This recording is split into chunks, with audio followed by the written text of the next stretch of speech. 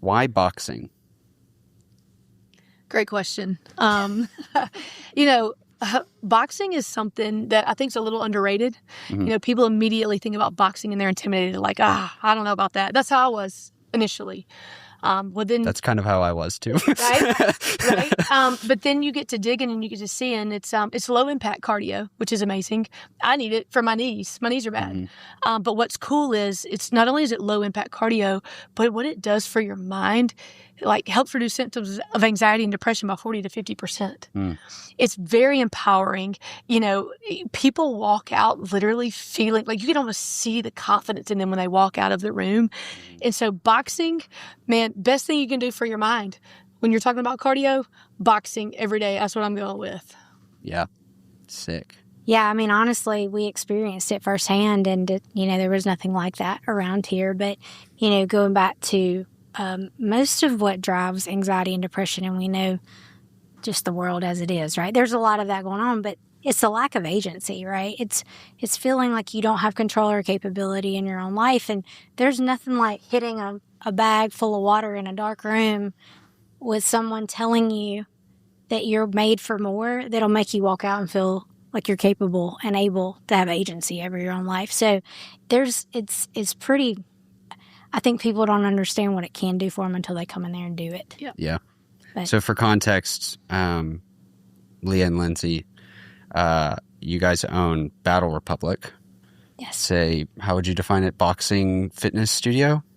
No, it's we call it a fitness studio that combines strength and cardio for a full body workout. Yeah.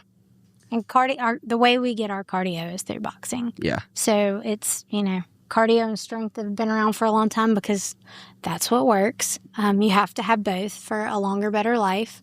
And, boxing is the way we get our cardio for the reasons that we just talked about. Yeah. So, yes. How did you guys both get into fitness? I'll let you start because you got into it first. Well, I mean, sheesh. We could go way back. Go all the way back. Yeah, go all the way back. We grew up together. Okay. We're catfish farmers' daughters. Okay. And our family farms are 10 minutes apart. So we grew up playing volleyball, basketball, and softball together. Yes. She was better. She was That's my crazy. first baseman that could catch any wild throw I threw her way. Yeah. She was the shooter. I could pass to her. She was going to knock the 3-point down. They were double teaming Leah. Let's get this right. So it opened me up to shoot threes a lot. So that was helpful. Anyway, we played all sports together growing up. Yeah. So we've known each other for a long time. And we kind of both went our separate ways. I stayed kind of in the fitness realm. I ended up playing basketball in college at University of Alabama. Roll Tide. Roll Tide. Yeah, and then coached for 10 years. So I coached at Bama. I ended up coaching the WNBA. So 10 years did that and then moved back home. And that's when we reconnected. And that's when she had the bright idea to do this thing. Yeah.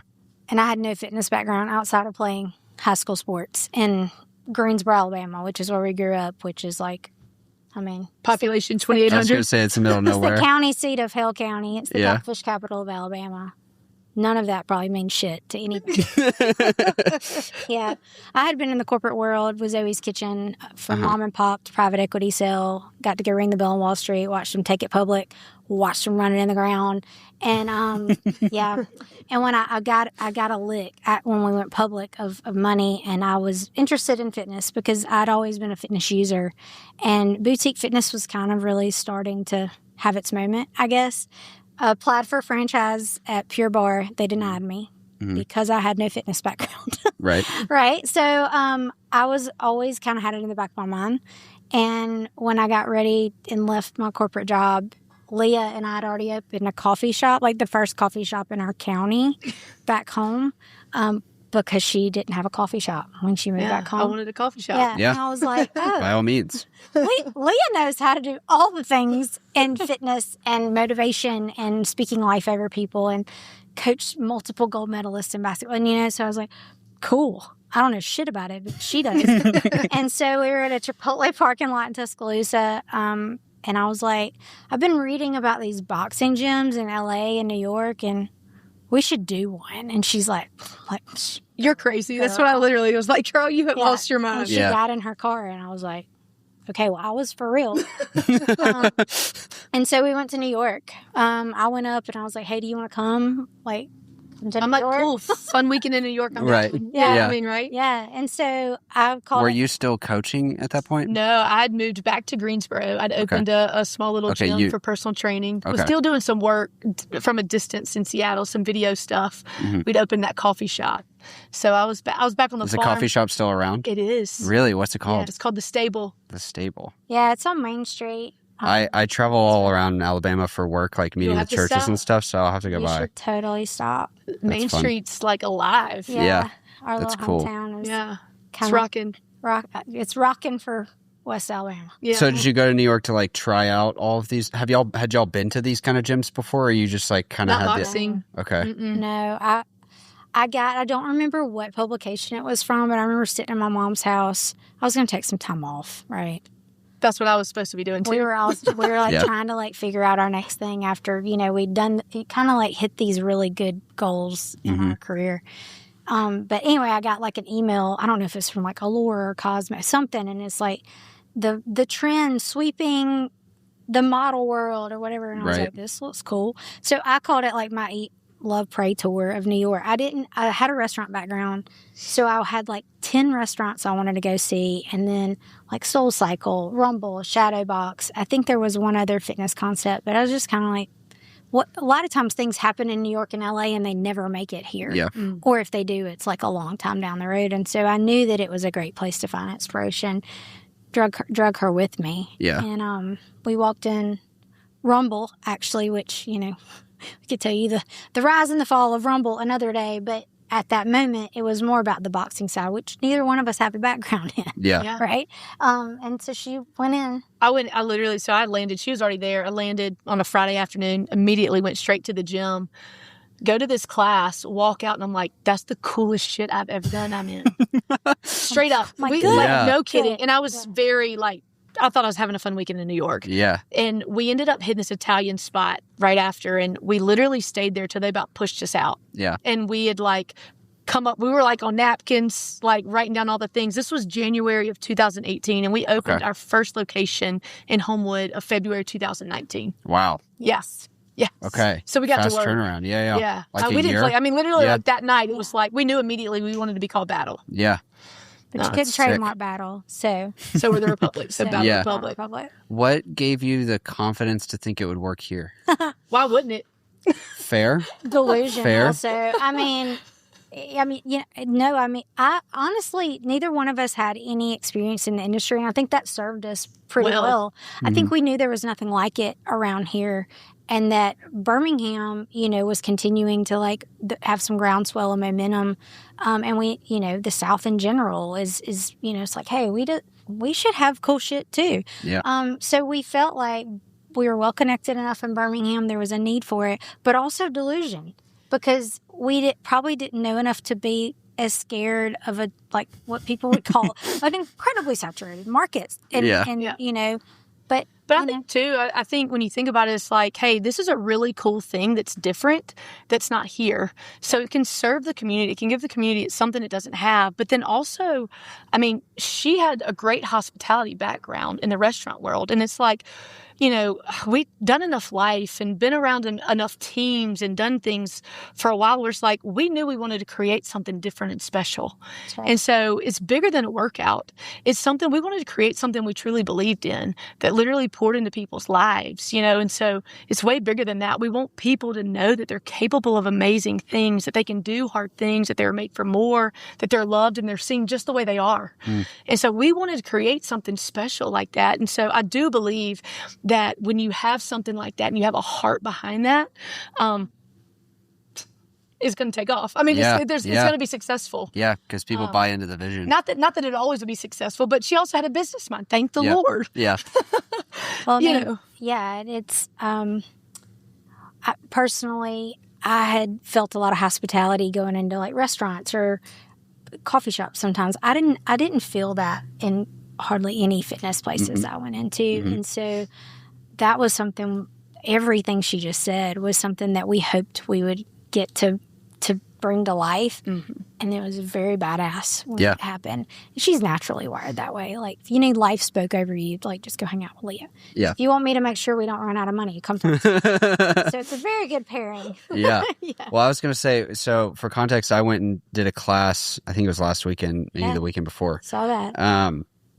The first thing I thought of was hospitality, like the way that you guys took care of us. And like, I mean, you guys weren't physically there, but your team took really good care of us. Like, we have an amazing team. Yeah, like, I mean, had our names on the board when we walked in, and then kind of showed us how to like set up our gloves and get oriented and make sure that we knew where the bathroom was and all, just the little things. Like, it's all of those little things that make hospitality special. I've talked to a lot of restaurateurs and chefs, and it's hilarious because that kind of stuff feels unimportant. But it's not. Like, those little bitty details are are the difference in what makes someone feel special and cared for versus just like walking into a place and having a transaction, you know? Oh yeah, exactly. Especially today, right? Yeah. Like, I think everything's so transactional, and now we have AI, and like, you know, we humans still have so much value, and the biggest reason we have value is that we can connect with other humans, and people want to like know you and be known, and so we've hired people that feel very passionately about that part too.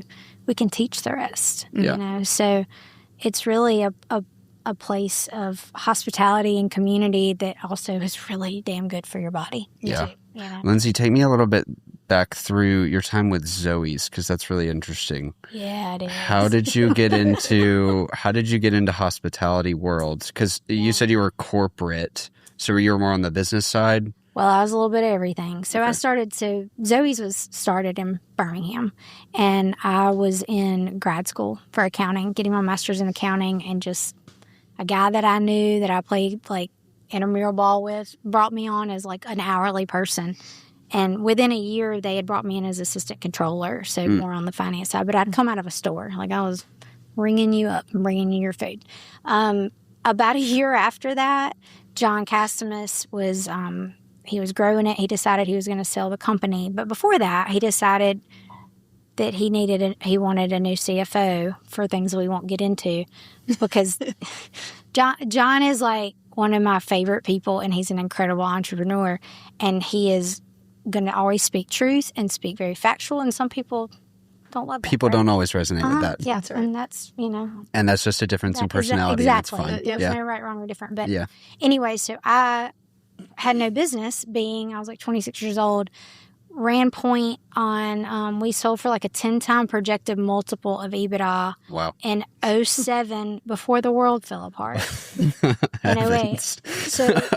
yeah. And it was like this redneck I literally would like go to the office with like a do-rag on because I didn't have time to wash my hair, because we were doing due diligence with a private equity group out of California. Yeah.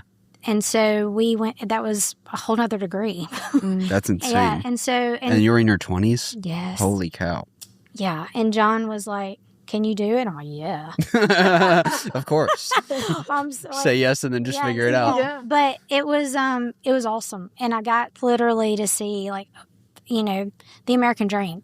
So his mom and dad opened it, just them two, like running a restaurant, and then it grew and sold private equity, and then it eventually went public. And so I stayed on. The family kind of got out of the day-to-day. Now they've taken it back. The Zoe story is like a case study. Someone should really, like, what's really in the chicken salad. Like, that should be the name of it. There should be a documentary. But we can work on that. Yeah. Let me know. Yeah. But I stayed on, and I'm glad that I did, because I got to see a lot of what to, and in the back end, a lot of what not to do. But I moved into ops. So I was in finance. They brought in their own CFO, the private equity group did. And I was like, "Where do you want me?" And they were like, "We need a multi-unit in the Carolinas." And I'm like, "Okay." And so I moved into operations. In my last post, I was over 40 restaurants in the Southeast and was a VP of Ops for the South. And so I also understood scaling and staffing and like I knew the profit side and all that. But anyway, the company went public, which is nuts. Got to go ring the bell on Wall Street. And then, they killed the culture slowly. I want to say slowly, but it really wasn't that slow. and they got bought out by a competitor. Yeah. And so I was like, the last 3 years I was there, I felt like I was like getting up every day and fighting my own company to protect my own team. Mm-hmm. And I was a terrible employee, as I said earlier. Like I couldn't get behind it. Mm-hmm. And so it served me really well, and then until it didn't. Yeah. Right. And so I'm kind of grateful maybe that they were doing such stupid shit, because I'm not sure I would have taken the jump into entrepreneurship as willingly, because it was kind of all that I knew. Yeah. But I'd got to learn from, we grew up with like the original entrepreneurs or farmers. And then I had the great, luck to go work with John and really watch that with Zoe's too. So yeah, that's a crazy like out of grad school job, like career trajectory. There's a lot of crazy stories. That's wild. And then Leah, did you go straight into coaching after? Yeah, so I got done playing, and I was a grad assistant coach at Alabama as soon as I was done.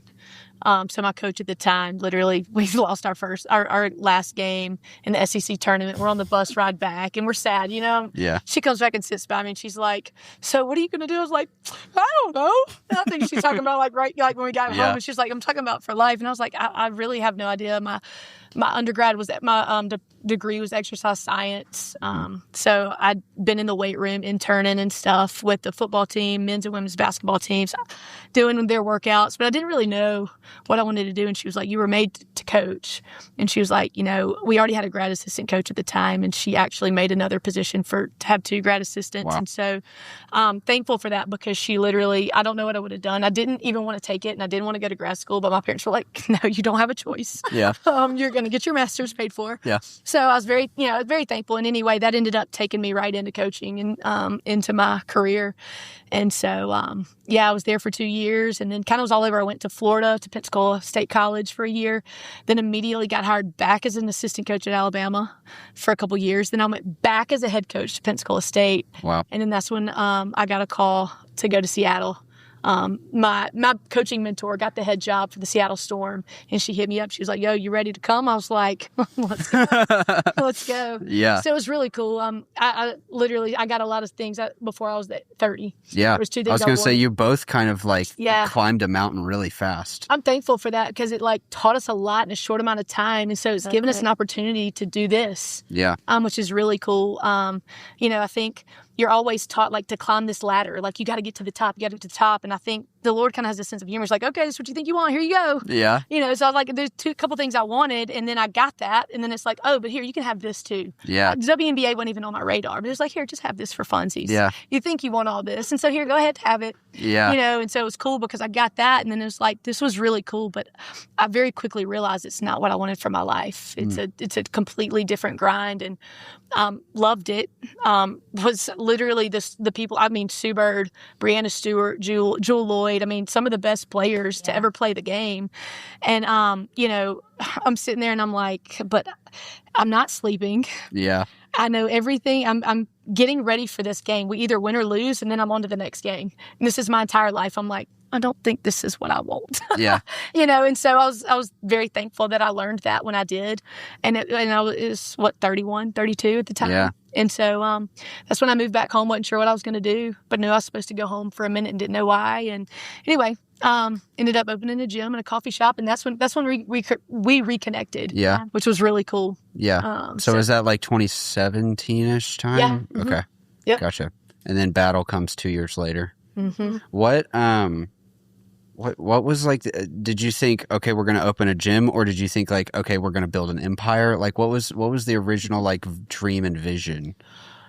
Well, we knew from the beginning that we weren't going to be some mom and pop gym down the road. Yeah. That like everybody thinks they can open a fitness gym. Yeah. And we had trouble like getting money because so many banks have been burnt. Yeah. Mm-hmm. I really love industries that no one wants to lend to, restaurants. Yeah. But no, we knew from the front, we're like, we think we can win. Mm-hmm. And if we win, we want to be built from the front to scale. Yeah. And so we did a lot of the stuff right. Our backgrounds had served us well, right? How we did the operating agreement and how we structured and did the branding and the marketing and didn't really half-ass it on the stuff that mattered. We got a badass piece of real estate too. Mm-hmm. And a couple had fell through and we were kind of bummed about it. And then, you know, the one that we have in Homewood came along, and I'd argue it's one of the best pieces of real estate in the city. Prime. It is. And we have an amazing landlord there. Like he's awesome. Amazing. And so, but we got like no TI money. That was fun. And so, you know, I had said, like, this is what I will spend. And we, of course, blew through that just because we didn't know what we didn't know. It was the first one we done. But we still, I think we always knew that it was going to be something that would have positive human impact on a big scale. How big? We're not sure yet. We'll let you know because we got some big plans still going. But because y'all have, what, 3 locations now? 3 now. We're looking for 4. Okay. We just engaged like the fitness real estate experts to come in and start doing profiling. We just have we have the guy that helped scale Solid Core, was part of 2 private equity exits with them, consulting. So we are a little behind because of COVID, but also we're stronger because of it. That's right. And so that's the thing is like there's several times where we could have given up on what we thought we were going to be able to do with this. And we didn't, and I'm so glad that we didn't, because now it's very real again. But damn, COVID. Yeah, we were the Homewood location had been open 1 year when we closed the doors for COVID, and we had already signed the lease for the summit at that point, and there was like no getting out of it. We were without like, it was kind of like we're either going to pay them what we're going to pay to build it, and so.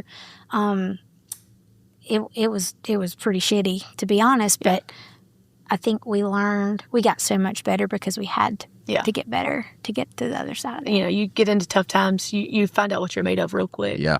And we know we're not punks, and we'll figure it out, and we'll do whatever we have to do. And it made us learn. It made us grow.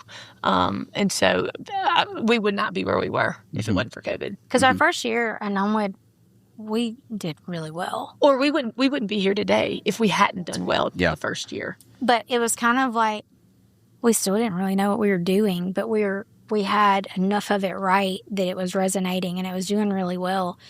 We had a lot more to learn that was very much forced on us. Yes. What I want to dig into more of, what do you mean when you say you didn't know what you were doing? Because I feel like so many people who are entrepreneurs say that. And there's like, you know, common business systems. Like you know what you're doing. No, we knew we had good people. Yeah. We knew we had a great workout and a good experience. Like we knew we were going to take great care of people when they walked in the building. We had a badass brand. We had a lot of soul to what we did, a lot of purpose to what we did. The technology we opened with, like, similar to Orange Theory, heart rate technology, that was a nightmare. Shit show. Because it's super unreliable technology and we had no idea. We got like ran over with just like getting people checked in an efficient manner because we were so busy out of the gate, which I'll take that all day. But yeah, right. We didn't know how to market because we really didn't have to. Yeah. We did like some really great pre-open PR. We threw a big ass party. We're very good at party throwing. Come on. And then people just came. And then the market sort of shifted. So it was kind of like, well, what we had done wasn't working anymore. We just kind of got lucky on some of it. And yeah, some of it's intentional for sure. Yeah. But then also, okay, do we need a GM? There's 2 owners. What are the AORs? This is a different industry. I'd come from restaurants where I don't have to convince people to eat. I just got to convince them to come to my restaurant. Yeah. Now you're like trying to educate like why people should move. This was fitness and wellness was not as at the forefront as it is right now. Yeah. So you're educating people on why they should work out. You're trying to get them to work, and then you're also trying to get them to come to you. Interesting. And so I think it was more just industry nuances and then a lot of technology and like infrastructure that we figured out, but we definitely didn't go in with the playbook written. Right. No. Right. And I don't think many people do. Even people that have done it before, the same playbook. Like last night we heard the story about the team that built Solid Core and sold it for like a valuation of $600 million. They turned around, raised $5 more million, and went and did another concept, and the doors were closed within 24 months. Wow. Yeah. So the playbook that works once doesn't always work the next time. Yeah, that's crazy. Yeah. Interesting. I'm curious about your decision to like do multiple locations, because I feel like a lot of people who open storefronts, coffee shops, fitness studios, things like that. Well, first of all, usually it's one person, not necessarily two. So like, I have some friends who have a coffee shop and 2 coffee shops in Atlanta, and there's 3 of them. So there's 3 guys who are trying to make a living to support their families running a coffee shop. That's tough. Yeah. So they like by necessity started roasting coffee and then opened a second location because they were like, we need more money to be able to all do this full time. Yeah. But I'm curious because, you know, most of these people who open these kind of shops, they kind of just want one. And like, that's enough work for them. No. You know, like. No, not us. I understand why people do I that. totally do. I think Do you think it's easier to have multiple or to have one? I think the jump from 1 to 2 is tough. Yeah. Because you can't be everywhere. You that's the first You can't one be where at both at one time. Both at one time. It depends on the team that you have, honestly. But I mean, there's a lot of economies of scale that come with multiple. What you can't do though is like open a second one to pay the bills for the first one. Because you could potentially be growing a business that doesn't make any money, and now it's losing money in multiple locations. So we grew each time we've grown was for a little bit of a different reason, to be honest. And so Homewood was doing so well in year 1 that we had a really good opportunity at the summit. So that's why we came out of the gate. We hit every projection I had already built before we even opened, and then some. Which is wild. So I'm just going to pause for this for a second. She is an Excel like mastermind. She literally had this spreadsheet and projected all of these numbers before we had a building. Pretty much freaking nailed it. Yeah. Like, I mean, that's like, I still cannot get over it. Like, it's like mind blowing to me. I'm like, it's very impressive. Yeah. It's the Lord and luck. But yeah, so, you know, it's like, okay, well, this is really working. There's another opportunity here. We ran the numbers. It felt really good. Take the momentum and get a bigger footprint in the market. That was kind of our goal. And then COVID hit. So that was a shit show. So now we've relocated from the summit to Hoover, which has been great. That was for a different reason. Tuscaloosa, Leah she was down there a lot. We grew up 36 miles south of there, but I'd always been scared of Tuscaloosa. Yeah. We both had. It's a little bit like seasonal and student-based. And I just was like, we know too many damn people down there, and there's not a lot of competition. And so we had kind of come out of the fog of COVID, and I was like, that's our backyard. What are we doing? And so we went and looked, and we never have forced anything. We found a great piece of real estate, a guy I used to drink beer with. There's a lot of people I used to drink beer with in this story, if you really start going. It's all about who you know. Connections is the real thing. And so, you know, we got a great piece of real estate. Tuscaloosa came out of the ground, crushing. Leah's down there running that one. I'm in Birmingham. So that, you know, a little bit of like divide and conquer. And then from a financial standpoint, Summit was about to double rent. We had a little bit more cannibalization. That was a lesson for us, like going into Summit versus Homewood is a little too close to each other. And so we actually pulled like half of our members got absorbed into Homewood. And so huge pop for profitability and just like community in Homewood. And then we put Hoover's further out, smaller footprint. We learned a lot too. Our first one was 3,600 square feet. Our second one was 2,600 square feet. And now we're at like 1,700. Yeah. Same revenue. Okay. And so you start to learn like where to put your money that matters and that matters to the people walking through the door. Yeah. And honestly, it's a great experience, and it doesn't have to have like all these bells and whistles and stuff on it too. But anyway, so we always knew we wanted to scale. I mean, the goal is to do something that we can like put Alabama on the map a little bit. Like there's never really been a big like Iron Tribe, obviously, out of Alabama, scaled a lot, and then, you know, went franchise and did all that. But, you know, to really go be a national eventually be a national brand. We just really had a desire to do that.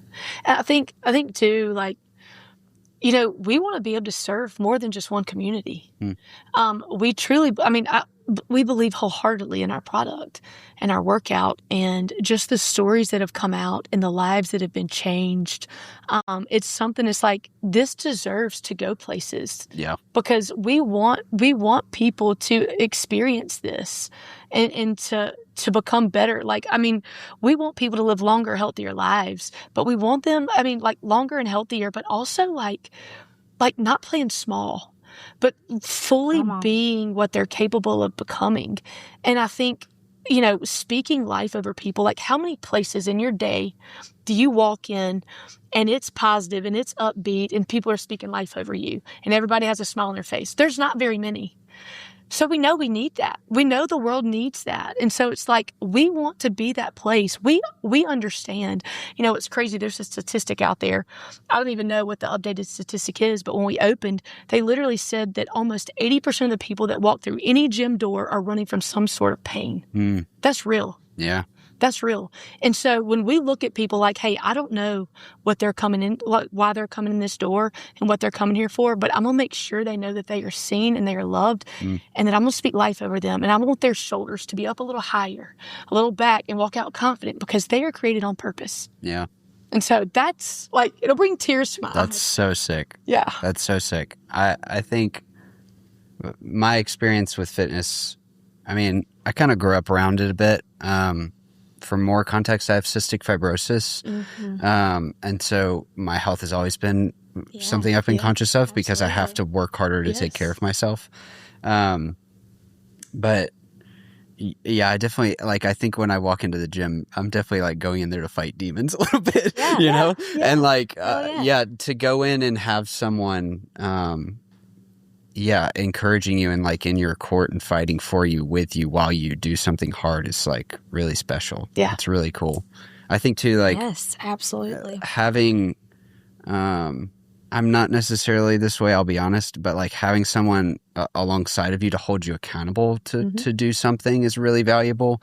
I've learned that mostly from my wife. My wife really loves having a personal trainer, coach, someone alongside of her to push her and help her figure out what to do. Yeah. I'm a little bit more independent and kind of want to do it myself. And I run a lot. So that's, I'm doing my own training and stuff. But I think that's maybe the unseen, I feel like people don't talk about that aspect of training in a gym, having the accountability of another person there to coach you along. It's real. It's totally real. Yeah. I think what's cool, and I honestly, I'll be really honest, I hated group fitness before this, so it's really funny that we're the group. That is hilarious. But what's cool about it is it is a group, but it's dark and it's you in your bag. And so you get the energy and you get the push and the motivation from the people around you, but not everybody's staring at you. Not everybody's waiting on you. Not everybody's making you go to certain, you know what I'm saying? So it's it's kind of best of both worlds. It's we were made for community. Yeah. Absolutely. And so we need that. We need to know sometimes that we're not fighting alone. Yeah. And so it's cool because it's you have these people around you, but it's still you. It's still you doing your thing, which is really neat. Yeah. And I will say that I go to a gym where a bunch of my friends go. So I am going to be around a bunch of dudes that I'm buddies with, And I think what I've always loved about group fitness is I have decision fatigue by the time I get to the gym or when I tell me what to do. Yeah. And I want to go somewhere where I trust that they're going to give me what I need. Yeah. And then I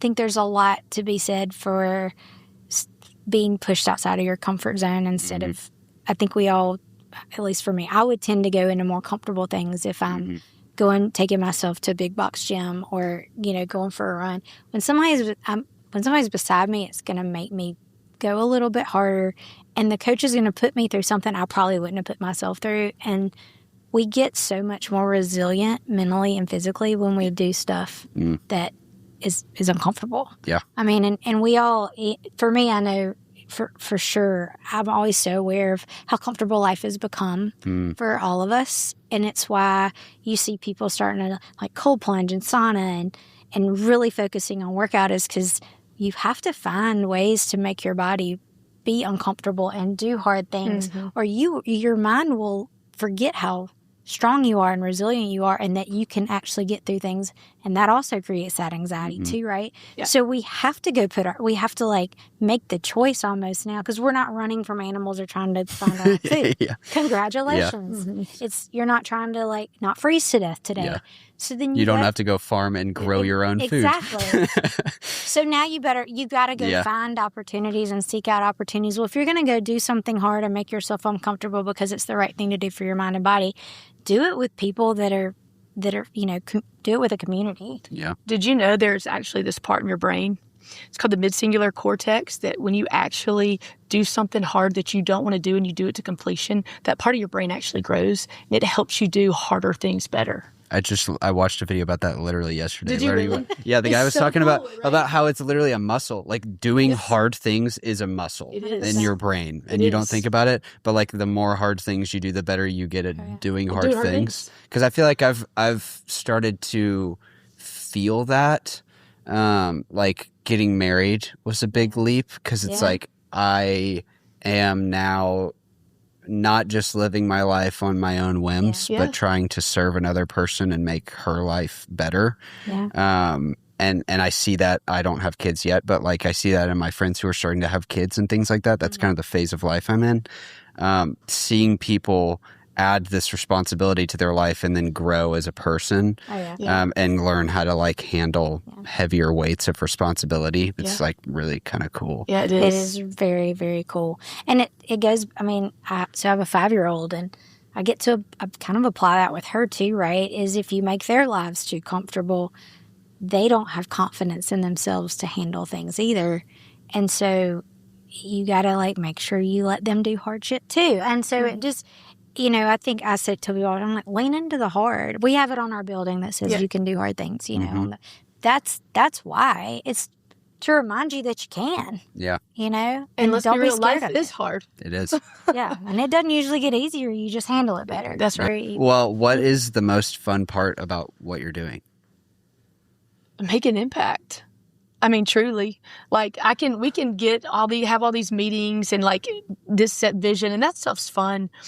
But when I get to get on that stage and pour into people, like that's what's so much fun to me. It like reminds me of our why, because that's the cool. Like, and then it's like, okay, this is why we're doing all this. This is why we're pushing and trying to make all this other stuff happen. Because a lot of times it'd be easier just to be like, oh yeah, we got 3, we're cool. Yeah. Nah. And for me, I don't coach. I say, if you see me up there, like something has gone bad. Something happened. So for me, the most fun part is watching our team live in their gift.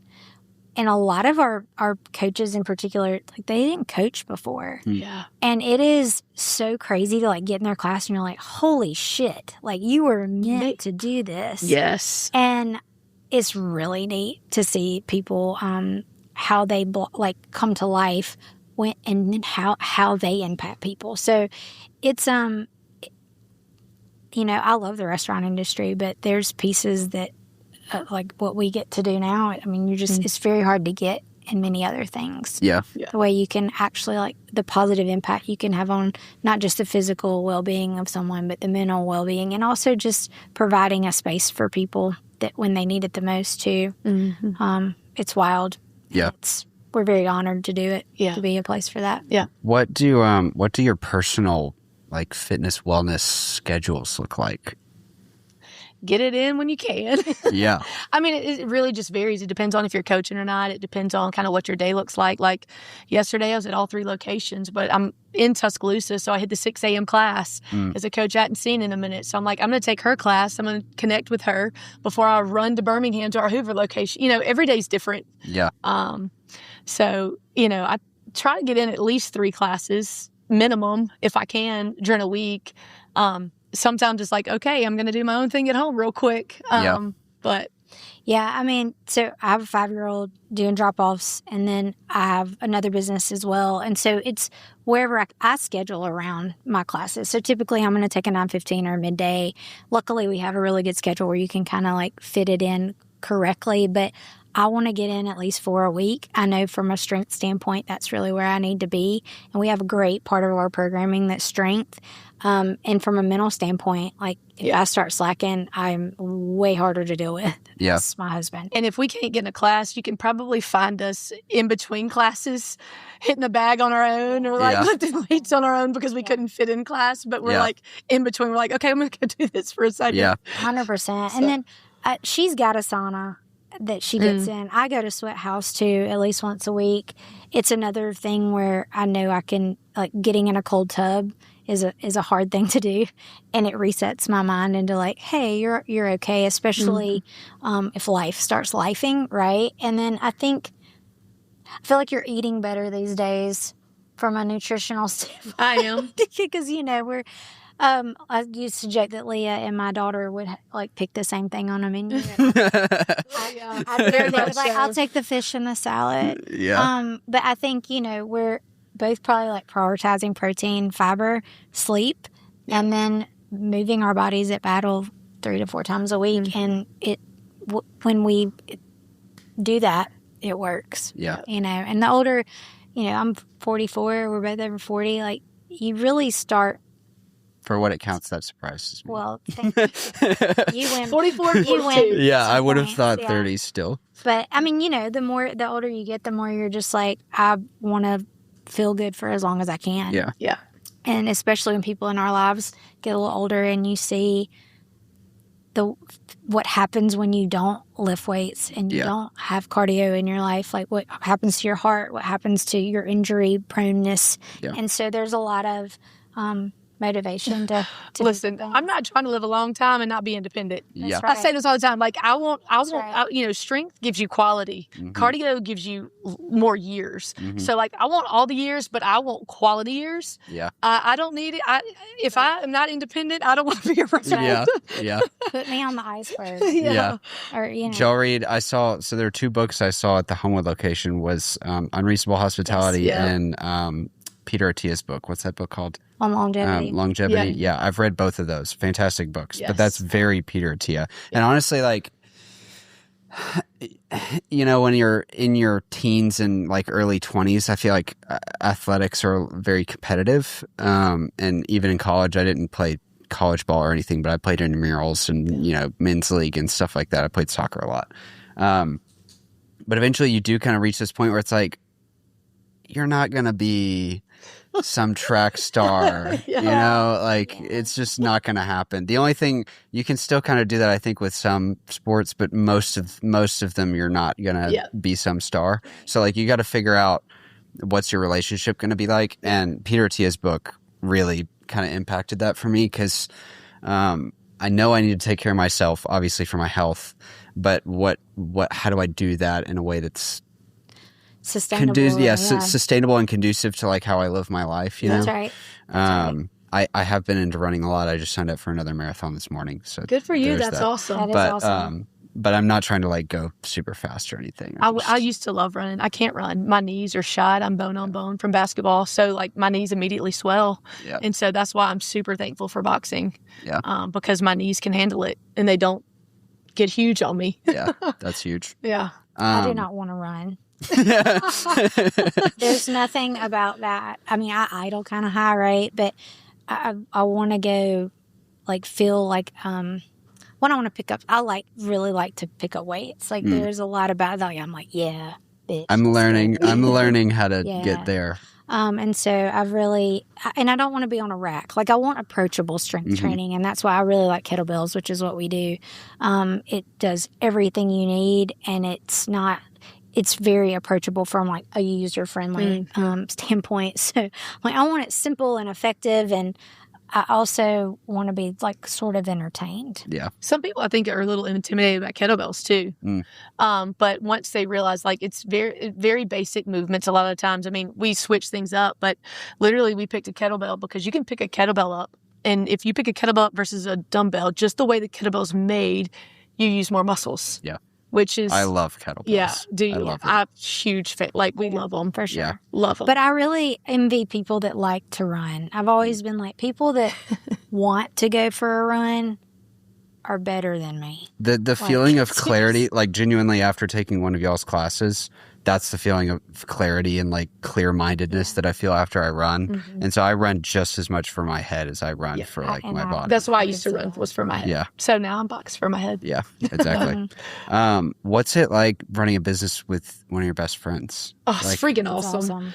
I'm sure everyone can't say that, honestly. I mean, because I feel like that some of the advice that I hear that I hate and disagree with full-heartedly is like, don't go into business with your friends. I'm like, well, if you're going to go into business with anyone, like why, like who else would you go into business with? Maybe they have shitty friends. Exactly. Yeah. But no, it's amazing. I mean, we have really different skill sets. I look out for her more than myself, and she does exactly the same for me. You know, I couldn't imagine not doing it with her. 100%. I really don't know how people go do solo launches, honestly, because who are you? Like you almost have to. I think you did something about mentors the other day. Like you have to have a sounding board, and you need to both kind of like understand your AORs, your responsibility. And we just work together really well. And we already knew that. Like we knew enough about each other that this wasn't like we'll try it and see. Yeah. We're also just both of our moral compasses point north. So. Even if we disagree on something, like we will definitely disagree. Yep. That's great. That's how you get better conclusions at the end. You need to. Yeah, but it's awesome. I mean, we get to talk all the time, and we get to talk about everything. Yeah. And we're working towards the same thing and rowing in the boat the same way, and we want both of us to win. Like, it's awesome. Yeah. Now I know that wouldn't be with everyone. I think it's honestly a rare thing. I work with my family too, and like we both grew up in family businesses. So, I mean, I think working with people you trust a lot is the way to do it. Absolutely. Yeah. Because then your mind's not clouded with that bullshit, right? It's just like, hey, I know we're both going to do the right thing by each other. Let's just run. I can't imagine trying to run something and do something, having those thoughts, because there's so many other things that you need to have clarity on. And so to not have clarity on that, you're not going to be as successful. I mean, you know, and so it's cool because that's something that's just like, oh shit, what are we going to do about this? And it's like, we may talk about, it's like, all right, let's go. You know, it's like, it doesn't matter what it is. And it's very nice to have a sounding board and figure things out together. And yes, it's awesome. Figure life out together. Let's be real. I mean, like, yeah. Leah, did you say you have kids? No. Okay. I don't have kids. Being a mom. One, yes. How do you balance? I mean, you said you have another business also. Yes. 2 businesses and being a mom. Yeah. How do you do all of that? I have really good business partners. I mean, seriously, so both of my business partners I've known for a long time and trust explicitly, and we have really good. I mean, how you choosing your business partner is as important as your spouse, and I have an amazing spouse to go with that. So I'm really fortunate. I just really have great partners in my corner and an amazing husband at home. But I've had to learn a lot of how to optimize on the yeses and not say more no's than I was used to, because I'll run myself right in the ground. Because I have a high capacity, I think, to do a lot, but that doesn't mean that that's what I should do. Yep. And so I've hired an assistant that I didn't have before, delegated some stuff out, reworked the way that I build my mornings. I mean, a lot of it's trial and error, but the big thing is I think a lot of times we just like live in what we're in. And then we just keep getting run in the ground and we just keep trying to do the same thing, or we get mad about it. Like, no, go fix it. Yeah. There is always a way to like find a better balance, but you do have to be willing to like try and fail and figure that out. But I wouldn't say I've got it figured out, but I'm a lot better than I was. I think I took 2 weeks off of work after I had my child, and That's that was crazy. a terrible idea. That's not a good idea. Don't do that. Don't do that. But I didn't know any different, especially as an entrepreneur.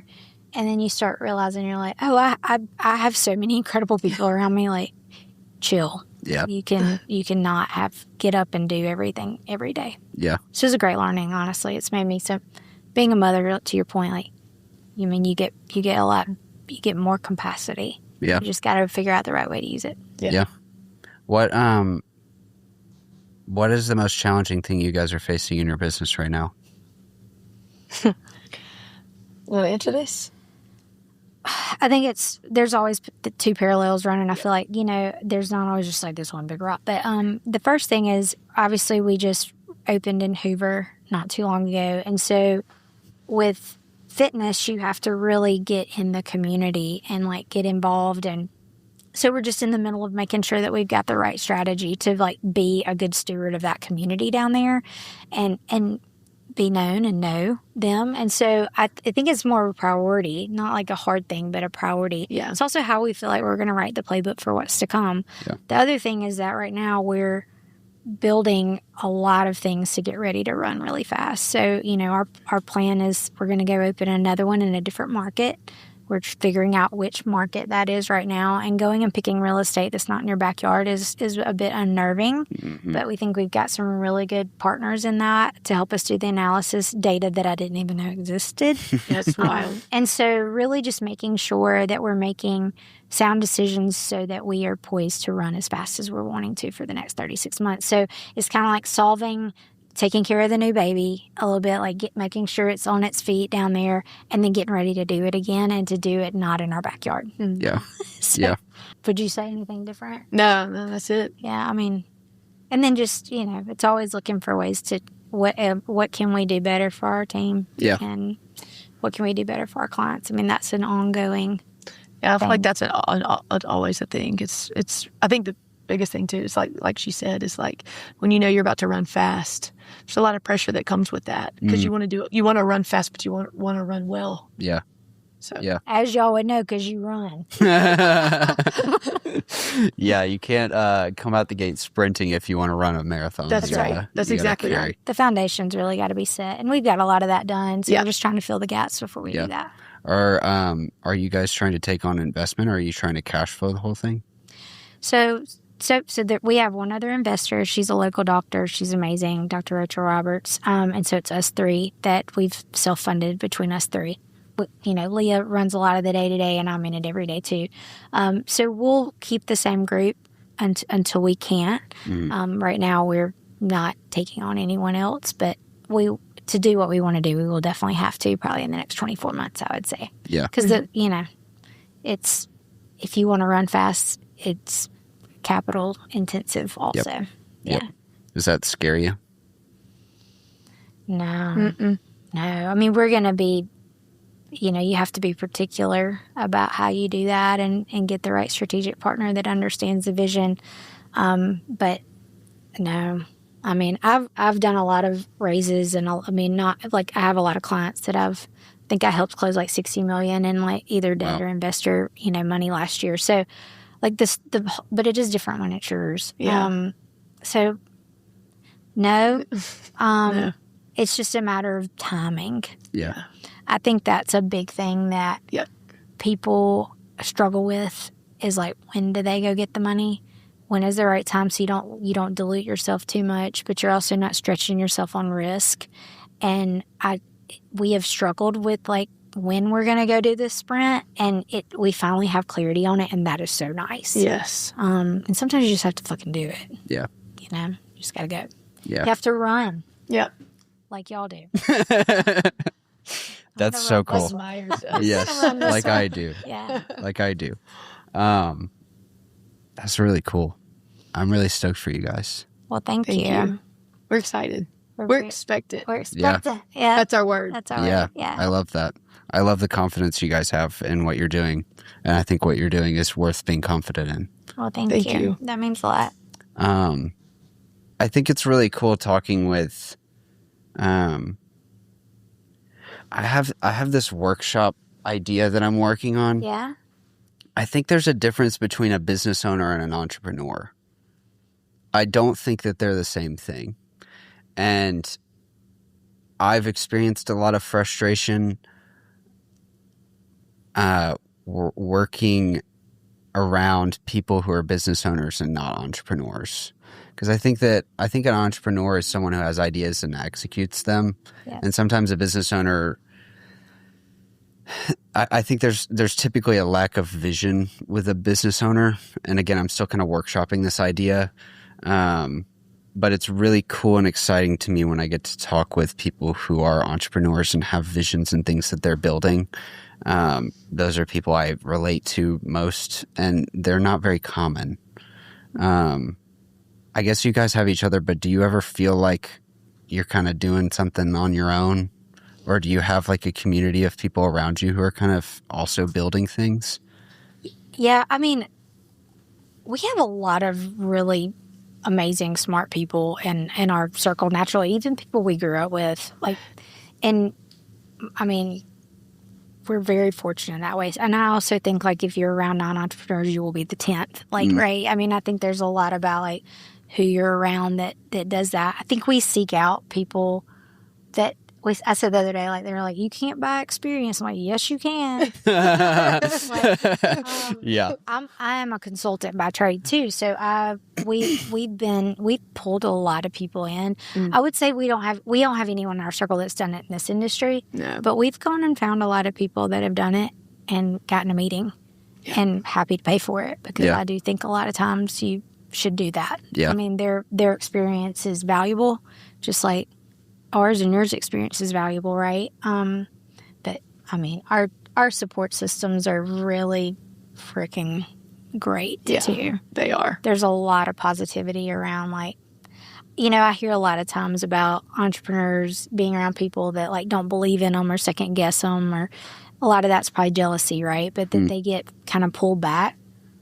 We just don't have that. Yeah. You know? Yeah, I don't see that much in my life either. And I kind of wonder a little bit if that's some people being in their own heads, or maybe, again, like you said, people just have bad friends and family. Who you surround yourself with. Yeah. Or you're putting some stock in someone's opinion that's not in the arena either. And I mean, you've got to be careful about that. You know, I don't know. I'm like, well, maybe somebody is saying something, I just don't listen. Yeah. Because we're pretty hard-headed too. Yeah, we are. Yeah. I also may think miss it. Yeah, we've talked about too. I mean, our dads were farmers, and we talk about they were like the original entrepreneurs. Genuinely. I mean, like we saw them grind and we saw them build. Like, I mean, our farm started small. Our farms are massive farms now. I mean, you know, what our dads did and what we like saw firsthand and didn't know anything different. I mean, I think it taught us a lot that we didn't even realize we were learning. For sure. That's super cool. Yeah. And then we were around really ambitious people early in our careers. So, you know, I think we were very much made for this. But I think, you know, we live in such a great time now that even if you weren't organically around that, there's so much out there to learn if you're willing to do it. And there's a fine balance between like thinking you know it all and like knowing what you don't know, or sometimes getting validation. But even with consulting, like you have to just have enough discernment to like take in input, filter out what serves you, take it and leave the rest. And so there's plenty of ways to learn out there, but it doesn't mean it's all right or good or serves you. Yeah. So I think the skill set is like finding great people to put around you and then having the filter, Yeah. you know, to take it and do what you will with it. Yeah. That's a good word. Thank you guys. Yeah. This was really fun. Thanks for Thank you. having us. Yeah, thank you for having us. Yeah. I'm really excited to see what you guys do. Where can people find you guys and Battle Republic? So at Battle Republic on Instagram, we have a pretty sexy Instagram. So start there and then battlerepublic.com. And so we have a location in Hoover and Stadium Trace down in Tuscaloosa, and then our OG location in Homewood on the corner of 18th. So come find us. Come check it out. We have and a great many more intro. to come. Yeah. Plan. We are not sure which market we're going to start with, but it's really been fun to figure it out. Yeah. Where we're going next. But yeah, Birmingham will always be home for us. Yeah. And it has been Tuscaloosa, Birmingham, and Hoover. They've just been so embracing. And so whatever we do will be because of these people that have supported us. Fantastic. Yeah.